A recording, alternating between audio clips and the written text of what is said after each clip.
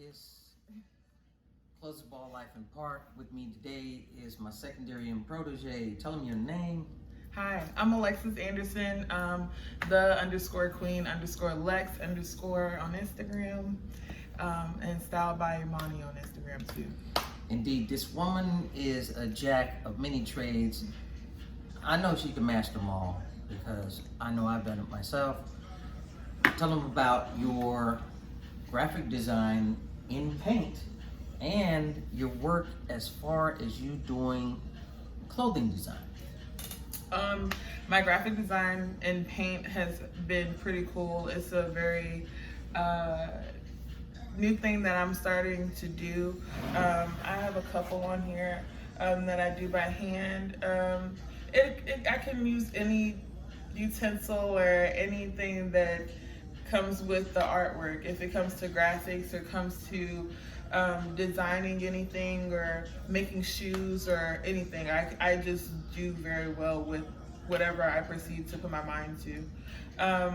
That's right. And the key to anything that you endeavor to do as a human being on this planet has to be adaptability. You are adaptable to anything that you want to do. You are a creator of anything that you create. You can create wealth from that. And from that, you can create sustainability. And with sustainability comes profitability. Right. We were supposed to do a show through Big Medium, which was our fiscal sponsor. Unfortunately, this COVID-19 thing popped up and hardships arose. Myself, I had to do without a lot. It was a financial hardship, for one, to have to get computers, get cameras, and all the rest of the stuff. But thank God, thank Yahweh, Ben Yahweh, that He provided a way for us to be on this planet and to sustain ourselves through this discombobulation that's going on. So behind us is some of our artwork. At the bottom, you'll see my artworks here that I created in 3 days, 3 canvases. I actually did it in 2 days. I have a lot of abstract work, and this one in particular, I just finished yesterday. Basically, it was a blank canvas, but the artwork in the back that's oil-based, it was just a blank sky. So I decided that I would take my paint pencils and do something on it instead of being bored, and test myself with something that was one of the hardest fucking things I've ever done in my life. It's so dope. It's so detailed. It's crazy. It hurt me to death. All the nerve pain that is through my body from a head-on collision I had in 2012 was screaming, dude, what in the hell? But I finished it up. It looks great. You see a lot of the Marvel type energy balls in here by Jack Kirby. You see a lot of the old school 1970s fashion, but with a new twist to it. The dimensions are dope, like really nice. They're very creased. They really The are. color, I mean, it's a whole, like it's Sharpie, but it looks so clean. Like I want to be like you when I grow up. And believe you me, this is all freehand. Yes. It was painful. It took hours. I have this neoprene bath soap that I have to put my hands in every time it encroaches upon me, and then I have to take loads of wonderful pills, aka drugs. But aside from that, we have many different variations on the theme of use of multimedia materials.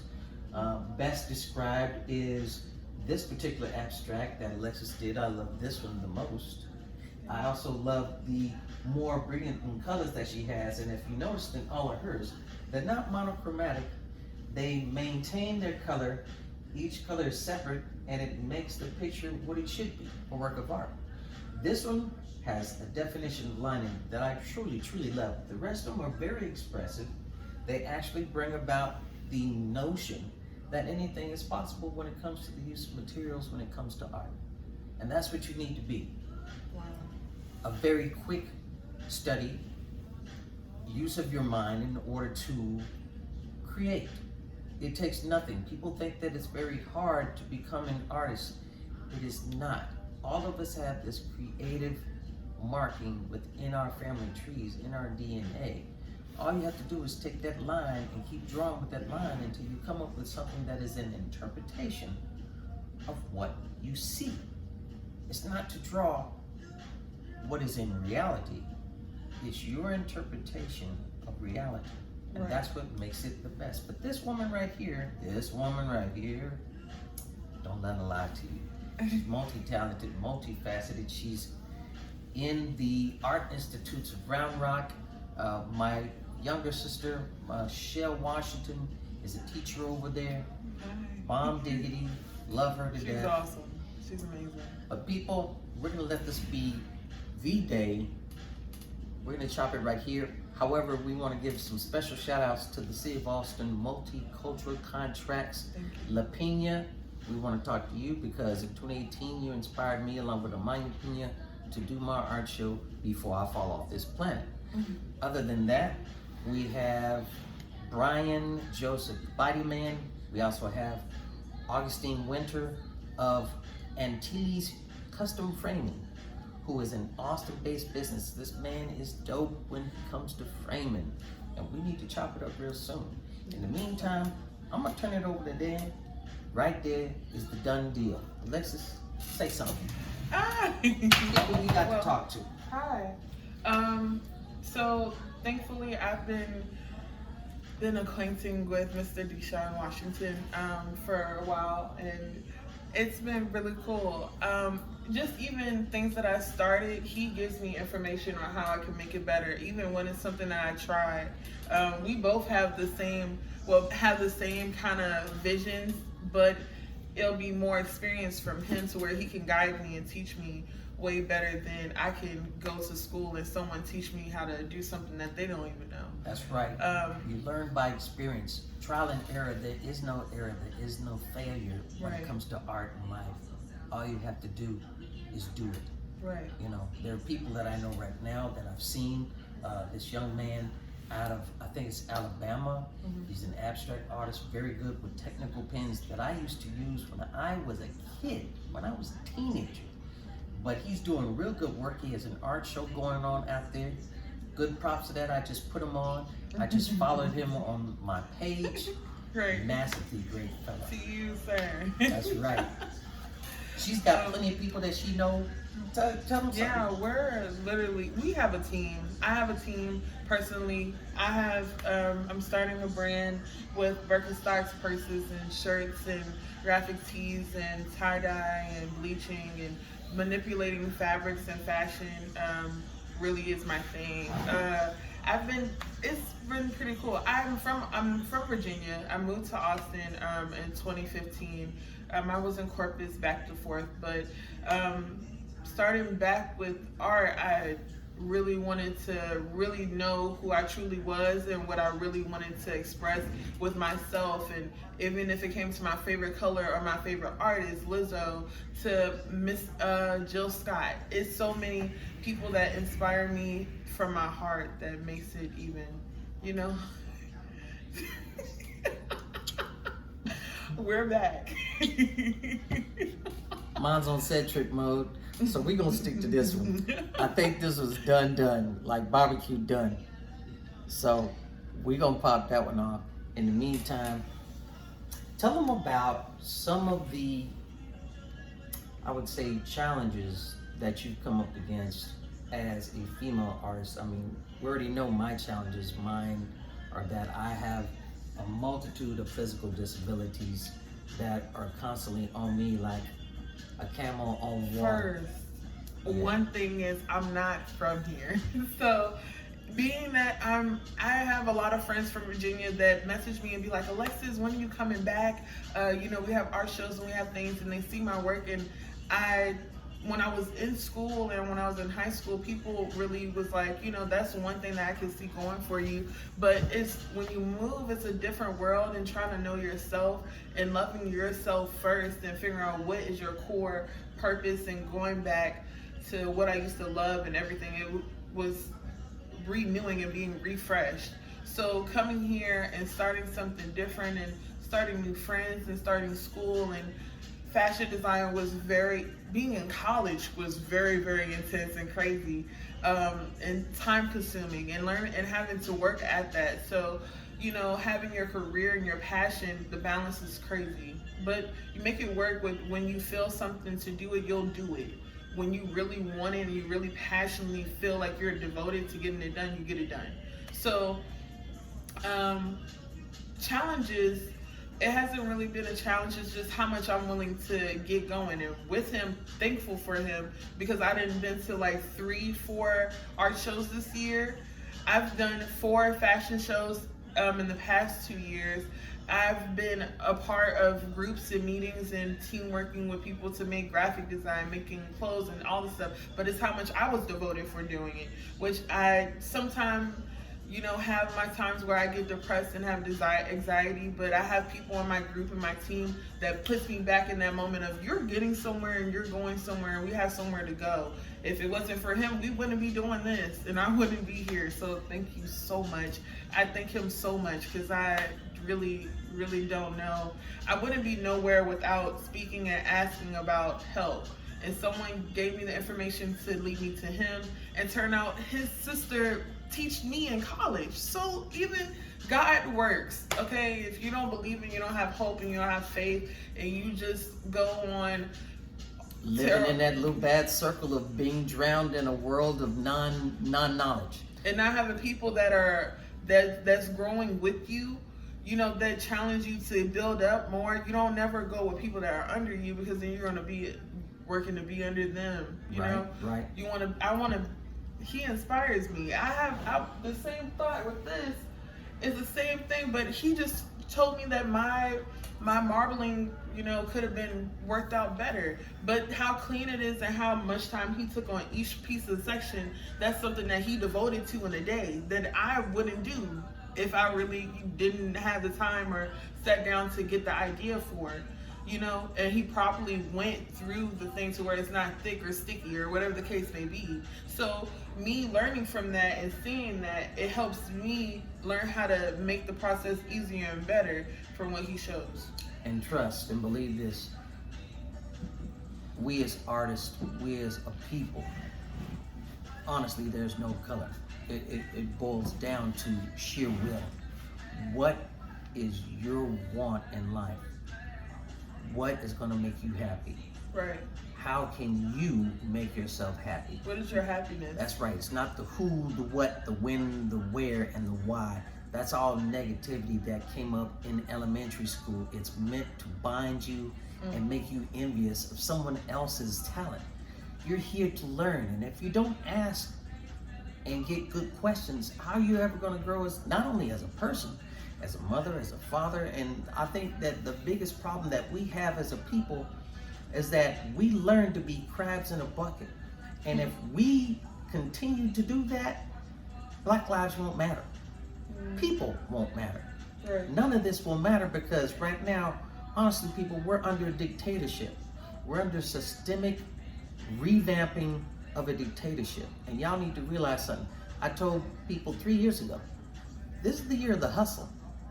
You need to come out your doors. You need to get energetic. You need to reach out to your people and get rid of all this, you look like this or I look like that. Pop all that business in the trash and come out and say, how can we grow? Right. We all eating. Jay-Z said it most famously. We at a table. Everybody's eating off the same plate. Get fed. Don't get led, get fed. You can share the table, or you can keep it to yourself. That's right. But at the same time, knowing who you are as a human being, you respect and you treat someone the same way. So if we have a mutual understanding of how we are as artists, creatives, entrepreneurs, businesswomen, doctors, or lawyers, or whatever, we want the same thing to happen to us. So when we fight for someone, when we speak for someone, when we create for someone, it's on a style or a look that we want to portray for ourselves. That's right. And it's also generational wealth. We're passing on the intelligence of our ancestors. And unfortunately for us, the last thing that people do is have a listening ear or a willful hand or an open, knowledgeable eye. So people, new year, new day. Wipe all that other BS away. This is your time. This is our time to shine and put things forth that are going to be beneficial not only for our people but for the next generation that's coming up, because they're looking at the stuff that we do, and if we put our time and energies in vices that really don't matter, that's systemic and killing us, taking our property, ruining who we are, we're not going to last. Right. If it don't look like us, then we don't want it. That's right. This is an extinction level event. Okay? They don't care. No, they don't. The top 1% don't care about what you look like, but you're not like them. You don't have it like them. And if you ain't got it like them, the guy from Amazon, he's worth $119 billion. Can you imagine getting up in the morning and not having to worry about cereal? Not having to worry about getting up for work? You know? You have time to make another, you have enough time to make another company for outer space things just because you have time to. SpaceX. SpaceX. Me, I came up with ATX, people. I came up with the term use elite. I talked to companies that came to Austin for comic books, and they went back and talked to Steven Spielberg and George Lucas of Digital Light and Magic in order to see the movies and make the movies that y'all watching today. All that. The Avengers and all that. People, come on. It's not that hard. Don't make life hard. Breathe. Breathe. Stop the foolishness. I don't care about what kind of car you drive, how much you lack, how much you got. Be real, okay? Don't be 1,000, be 1 million. Because there's lots of us here, people. And if the top end say something, we really don't have to follow. We need to follow our hearts and our minds. These are the things that we were given. We were given free will, free choice to become sentient beings, to become creators on this planet. Don't waste your time following somebody. Even your best rapper had somebody in front of him, okay? So be original. People are working, and when people, you know, we don't look for success as in what they have. We're looking for it in our means and for where we're going for. If I want to live in Cali, I want to have the Cali budget. If I want to live here, I have to have 2 times, 3 times the rent, or whatever the case may be. You look for success in your own self, what makes you happy. So we're not looking to be where they are. We're looking to be where we want to be, which is comfortable. Yeah. So when we do what we do it with knowing that we know who we are and what we want from ourselves and our worth. And that's what it is. So what we're showing is our work.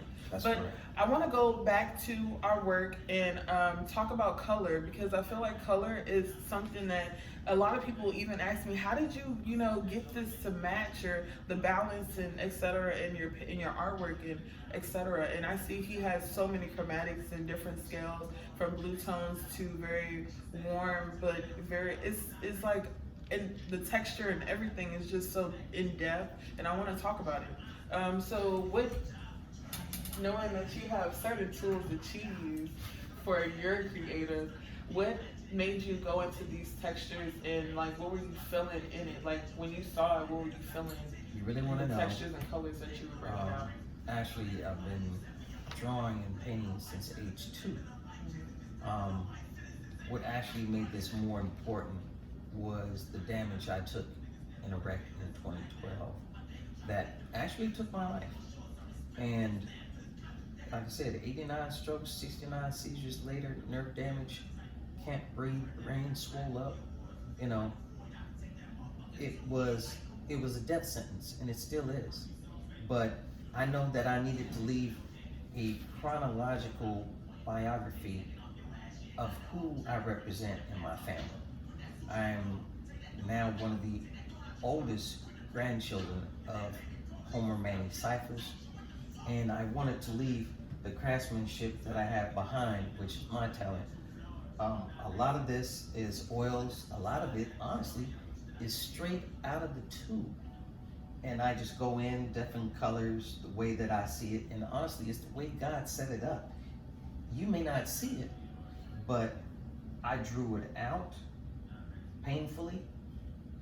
I put the colors on painfully. I used the pushing and pulling of colors and shadow and mask, to bring out what I saw on each one of these canvases. How freaky is it to wake up, look at a canvas and see something on there and then draw it out? Because he told me it's a power. Yeah, he told me stand. He said stand. I will make you a better man than you were before if you but lay down who you were. And I laid down who I was and I let him inhabit me.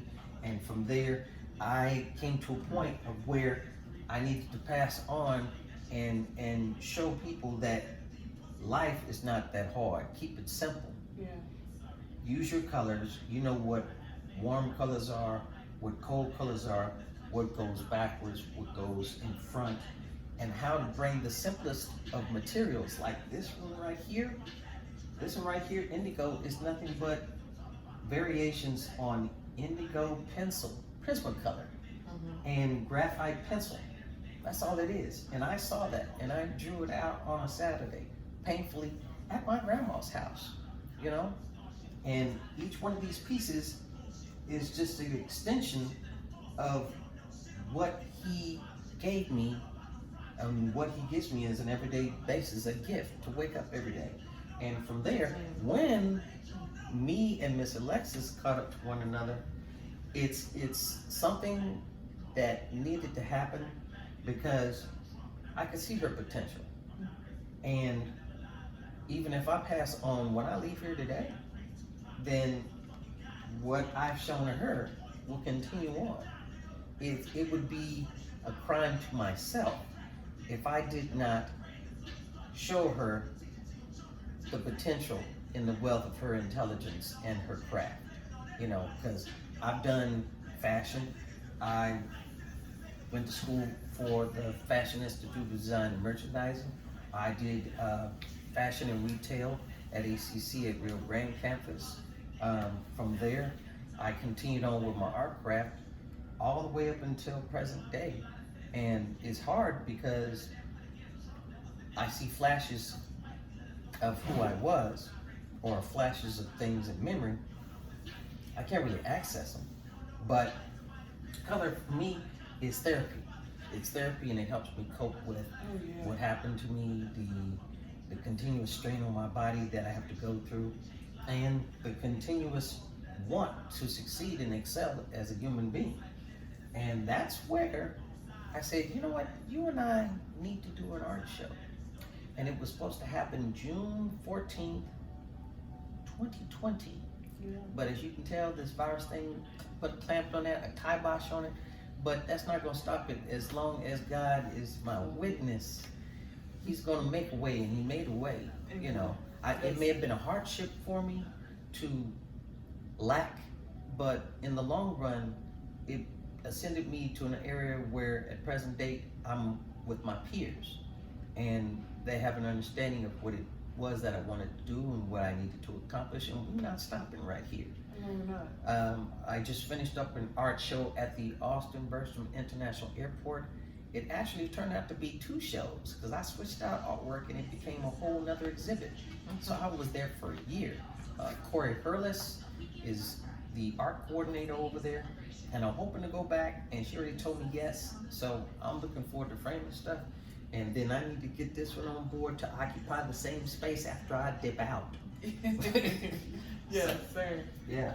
So now you explain to them, I want you to explain to them this piece right here, which appears to have the most work into it, the most time into it, and it appears to me that in your mind's eye, you've completed it. Tell me about that piece. This one? That piece. Oh, well, you know, colors are very translucent. I feel like the colors have a very form of radiancy and a balance. And flowers just, I don't know, they give me some type of like light and rebirth and energy. You can tell what plants I have around here that I water. But yeah, so you know, the time that you put into something is so delicate, and color has such a relief, or it does have a powerful thing when you put it to something so beautifully and you take your time to do that. The colors and the balance of it, just the brightness of it and regrowth and rebirthing myself. It's been it's been a challenge. So that's what it symbolized, the rebirth of me. Being myself and letting people in. You know, it's really, it symbolizes something so much greater than just a plant. Plants are like the main thing on the earth. When you have a green thumb, you go and achieve to make sure you want that oxygen, you want that air. So expressing that in my work is important. She's got the levity, y'all. Yeah. It's good vibes. Yes, always. Imagine her getting loose in a fashion studio, abstracting flowers, blowing them up in her mind's eye and abstracting them and putting them on skirts and on dresses. Can you imagine that? And then adding multimedia elements to not only make that dress a dress, but a four-dimensional display of art. Right. You know, a lot of art houses have done it. Dolce and Gabbana. You got Fila. You got who else? Versace. You got Gucci. You got June Ambrose. You have Missa Hilton. You have Pierre Moss. Pierre Moss literally made a Black Lives Matter whole runway show. Now it's being put up in the Smithsonian's because it wasn't even, they canceled him out because of his creativity and the way that he wanted to go about bringing awareness to fashion in the world in a way that's political, but at the same time it's history, Yep. And can you believe it?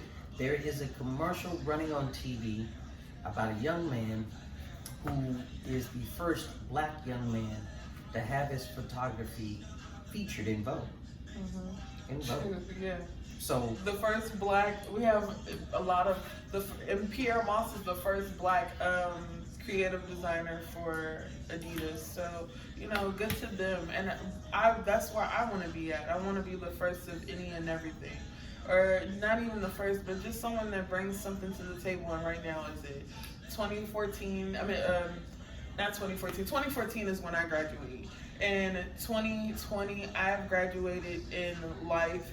Even though I didn't graduate from college, I graduated from life. And him being my mentor, my teacher, my professor, my guardian, my guy, my Alexis, get that shit done.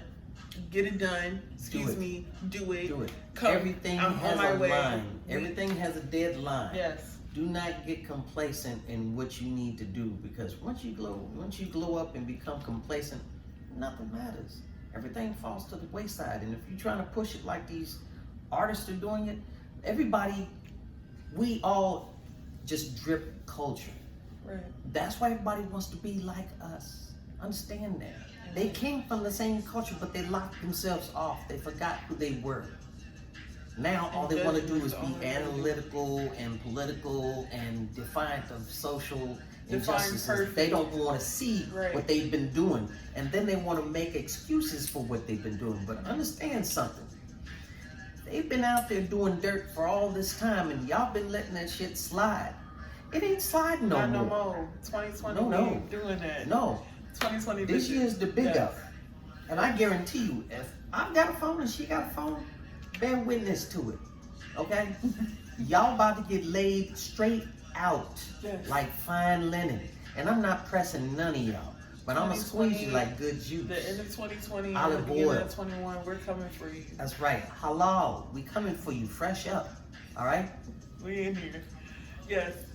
So before we end, the goal was for the art show was for me to create 3 to 6 things that were abstract. And he wanted me to kind of go in and tune to myself. So with my work that I showed, I have 3 pieces that's up here, other than the other ones. But 1, 2, and 3 is my main pieces that And grab that one that's on the wall. Grab this one that's on the wall. Yes. You see that right there? Also. That piece right there caught my attention. Oh, and there goes something on the floor. No. I said grab it, I didn't say catastrophize it. But this piece right here, This one right here spoke to me of potential, and the reason why is because now I know everybody's ooh, I don't touch my stuff, but see, here's the thing: texture.